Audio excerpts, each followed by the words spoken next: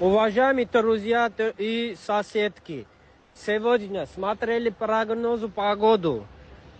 Сказали, очень сильную дождь будет. Машину попрятайте на кленку. Кленка есть прозрачная, чтобы камню не побили и ветку не упали на авто. Очень сильно, если ты худой человек, на улице лучше не выходи, потому что снесет ветром. Толстым все равно. Людям, которые идут в свадьбы, белые платья, не женитесь. Прическа улетит, платье запачкается. Никуда не ходите, ничего не сделайте. Ну, просто аккуратнее будьте. Все,